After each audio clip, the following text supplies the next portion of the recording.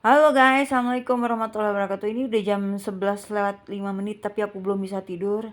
Jadi lebih baik aku kasih kalian dongeng sebelum tidur. Tapi sayangnya ini adalah kisah nyata. Namanya anak ini usianya baru 12 tahun. Mau denger gak cerita Iqbal Masih? Iqbal Masih ini adalah anak yang hidup di Pakistan. Tepatnya di Lahore kalau nggak salah. Ya pokoknya dari daerah situ deh. Kenapa aku pengen share tentang cerita Iqbal Masih? Jadi ini adalah kasus internasional guys. Ya, bener-bener yang mengguncang dunia gitu dan membawa efek sih. Jadi waktu waktu Iqbal masih kecil, orang tuanya tuh punya hutang guys. Nah, ceritanya untuk membayar hutang ini, maka tanda kutip dijual lah Iqbal ini ke perusahaan karpet. Kan Pakistan, India itu kan terkenal dengan karpetnya yang bagus ya, harganya lebih miring lah gitu. Kenapa? Ternyata mereka itu menggunakan tenaga anak-anak yang jadi buruh penganyam-penganyam si karpetnya itu anak-anak guys. Bayangin Iqbal waktu diserahkan ke perusahaan ini sebagai budak, tanda kutip ya, budak budak anak kecil, pekerja anak kecil, itu baru usia 4 tahun guys. Dia tidak sekolah, dia sering dibuat kelaparan gitu ya, sering disiksa juga gitu kalau nggak nurut. Bayangin guys, anak usia 4 tahun guys, lagi lucu-lucunya kayak Bara tuh lagi sekolah, lagi seneng-seneng yang YouTube. Nah, anak sekecil Bara tuh udah dikirim lah untuk membayar utang si keluarga ini. Tapi setelah Iqbal dijual ya tanda kutip ke perusahaan karpet ini, utang keluarganya tuh nggak juga mengecil gitu loh, nggak berkurang banyak juga. Jadi ini semacam kayak apa ya, sistem sistem apa ya, pemerasan keuangan juga dari mungkin rentenir-rentenirnya gitu ya, sistemnya nggak ngerti lah. Saya nggak tahu, aku tuh nggak tahu pasti apakah keluarga Iqbal ini berutangnya ke perusahaan karpet atau ke orang lain. Tapi yang pasti Iqbal ini dari umur 4 tahun udah dimasukin tuh kerja lah jadi buruh di karpet ya. Nah di usia berapa ya, dia kok nggak salah dia di usia 7 tahun dia berhasil kabur dia dari tempat dia bekerja itu karena nggak tahan ya dengan siksaannya. Dan itu banyak, bukan Iqbal aja, banyak banget anak kecil lain, jumlahnya hampir ribuan guys, mencengangkan ini guys. Jumlah anak kecil yang dipekerjakan di perusahaan karpet atau di industri karpet di Pakistan itu mencapai lebih dari 3.000 orang ya. Bayangin guys, 3.000 anak-anak kecil sudah jadi pegawai, jadi bikin karpet, dan upahnya sangat kecil, jam kerjanya sangat panjang, makan nggak cukup, segala macam. Kasihan banget nggak coba? Jadi buat kalian-kalian yang masih tinggal sama orang tua, makan 3 kali sehari, baju bagus, sekolah oke, banyak-banyak bersyukur ya dek ya, gitu loh. Nah apa yang terjadi? Iqbal 2 kali kabur. Kalau nggak salah ini ceritanya tuh, kisah nyatanya tuh dia 2 kali kabur. Umur 7 tahun lama umur berapa gitu. Coba dicek aja sendiri ya sama kalian umur berapa. Aku lupa, pokoknya dia tuh berhasil 2 kali kabur dari itu. Tapi ketika dia kabur itu, dia ditangkep lagi guys gitu loh. Ditangkep lagi, jadi kayak semacam perbudakan di zaman modern lah ini tuh.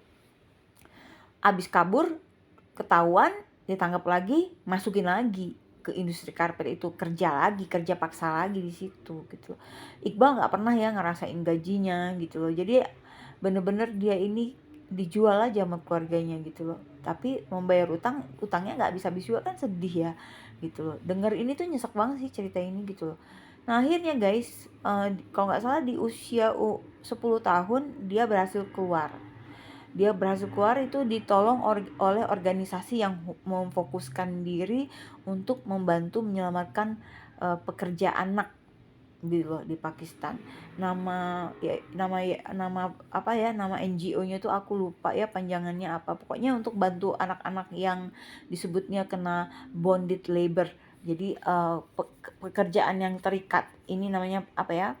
Kayak kerja rodi sih gitu, kayak kerja paksa gitu. Tapi terikat. Nah, kebayang nggak? Ih, kesian banget kan. Nah, akhirnya di usia 10 tahun Iqbal bisa keluar dari siklus setan ini bersama dengan kurang lebih 3.000 anak yang lain. Jadi dia bisa ngebebasin teman-temannya yang lain juga, dibantu oleh organisasi ini. Kemudian Iqbal itu sering dipanggil menjadi pembicara, menceritakan pengalaman dia gitu loh.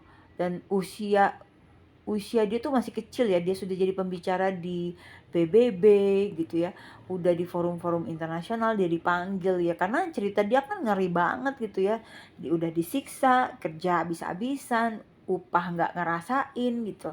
Makanya guys, kalau kalian beli karpet, terutama yang dari Pakistan, kalian harus lihat labelnya, apakah labelnya itu bebas dari penyiksaan pekerja anak ini atau enggak ya. Kalau nggak ada label itu jangan dibeli gitu loh, karena bahaya banget ya, berarti kalian ikut serta dalam pelestarian penyiksaan pekerja anak di sana. Nah, setelah dia mengkampanyekan tentang bonded labor ini atau pekerjaan terikat ini, dia tuh jadi ngetop gitu kan, jadi sampai ya pokoknya seperti kayak Malala Yousaf gitu kan, yang di Pakistan juga. Kalau nggak salah di Pakistan juga si Malala itu kan Malala jadi duta pendidikan kan di PBB-nya ya. Jadi dapat, kalau nggak salah dapat Nobel Prize juga deh dia. Nah, cuman yang kasihan Iqbal ini gitu guys. Jadi kalian bayangin anak usia 12 tahun kan, belum lulus SD ya, udah ditempa dengan kejamnya kehidupan seperti itu. Bisa bayangin kan penyiksaan yang dia hadapin selama bertahun-tahun sejak dia usia 4 tahun. Anak masih kecil harusnya lagi happy-happynya gitu ya. Itu enggak guys, udah tersiksa seperti itu. Nah, dengan ceritanya Iqbal ini akhirnya terbongkar lah ya aibnya industri karpet di Pakistan itu. Dan dia akhirnya, nah ini yang zongnya bener-bener sampai gitu bacanya itu. Kalian tahu nggak apa yang terjadi? Iqbal itu lagi naik sepeda sama temen-temennya di kampungnya, naik sepeda, ya namanya juga anak-anak ya gitu loh. Tahu nggak apa coba? Apa yang terjadi? Iqbal dibunuh guys, dibunuh dia. Jadi didor gitulah, gitu ceritanya ya, oleh siapa lagi, oleh pihak-pihak yang tidak senang dengan aksinya Iqbal gitu. Akhirnya meninggallah Iqbal masih di usia 12 tahun. Jadi punya anak, jaga baik-baik anaknya. Buat orang tua, kalau kamu yang punya utang, kenapa anakmu yang mesti menderita menanggungnya gitu. Jadi orang tua ya lebih punya kemampuan untuk bekerja kan, jangan menggadaikan anakmu lah. Penggadaian anak ini bisa juga dalam bentuk misalnya anak perempuan disuruh nikah sama orang yang ngutangin, itu juga sebuah bentuk kejahatan ya guys. Jangan sampai itu terjadi gitu ya. Kalau punya utang ya bayarlah utangnya gitu loh. Kalau bisa sih jangan berutang gitu loh. Tapi kalau sudah berutang terus kamu menyusahkan anak juga, itu errornya jadi double ya nggak. Kasihan deh anakmu gitu loh. Jadi balik lagi ya, intinya tuh pada ketidaksiapan orang tua menjadi orang tua gitu ya. Siklus kemiskinan ini harus di stop. Aku sudah buat video tuh tentang bagaimana mengatur atau merencanakan keluarga berdasarkan perencanaan keuangan dan perencanaan anak. Itu ada di video aku, di VT aku, coba deh dicek. Nah itu cara-cara itu sudah aku jelaskan, itu berdasarkan ilmu ekonomi yang aku pelajarin juga. Jadi begitulah ahli-ahli ekonomi menata keuangan dan jumlah anak di sebuah keluarga supaya siklus kemiskinannya tidak berlanjut terus. Kan nggak mau kan miskin terus, udah gitu anaknya miskin lagi, udah gitu cucunya miskin lagi. Jangan terus aja semua keluarganya jadi keluarga miskin semua gitu loh. Nah jangan sampai kayak gitu, berarti ada sesuatu yang salah kan, yang harus kita rubah kan. Ya perubahan itu baik kok gitu, jangan dihindari. Kalau memang harus berubah ya berubahlah, berubah untuk kebaikan, berubah untuk menjadi lebih baik lagi. Kita doain Iqbal Al-Fatihah ya guys, kasihan tuh. Bagi aku dia adalah seorang pahlawan, walaupun dia masih kecil tapi di mataku dia seorang pahlawan yang pemberani. Hebat Iqbal.